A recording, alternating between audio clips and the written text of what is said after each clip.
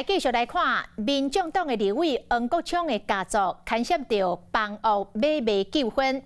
黄国昌的丈人所经营的兴合建设，予人指控一厝两卖。一个姓陈的男子指控讲，伊甲兴合建设买一栋位伫北投，总价6000多万的预售厝。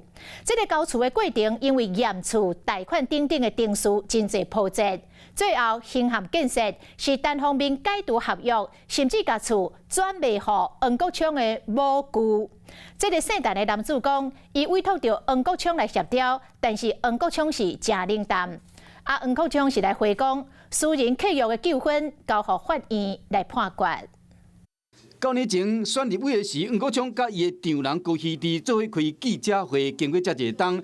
黄国昌搁做立委，验过伊的丈人所经营的建设公司兴合，和民众指控讲涉嫌一间厝卖两厝。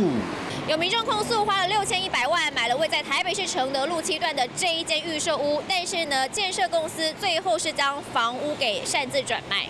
陈先生甲周刊投诉讲，伫2016年底，伊买兴合这间厝，过程有付1400万。2022年7月，兴合表示讲厝要落成啊。陈先生指控讲，使用这条程序拖9个月，会未当申请贷款，真无简单，资金周转过来了后，最后陈先生所互解约，要求领回自备款，并且以违约的理由扣900几万，甚至将这个厝搁卖予黄国昌的舅仔吴军。陈先生因为讲这间建设公司甲黄国昌有关系，希望讲伊来协调一下，结果对方的反应真冷淡，会感叹世态炎凉。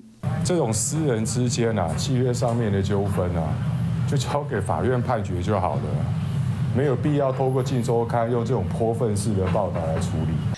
陈先生佫提出，英国甲黄国昌要前立委林挺做顶人的相片，讲伊伫时代力量创党的时阵，伊佫是赞助人之一。2016年的大选，伊佫派助理入去竞选总部斗3工。他唯一有跟我接触的是希望委任我当他的律师，我没有接受。针对这点，兴合建设表示讲，交由司法去处理。虽然讲黄国昌已经告别时代力量，即摆佫因为买厝的纠纷和往事又佫互人提起。Hello， 大家好，我是林依文。想要抢先掌握最及时的新闻资讯吗？赶快订阅、按赞、开启小铃铛，锁定华视新闻的 YouTube 频道。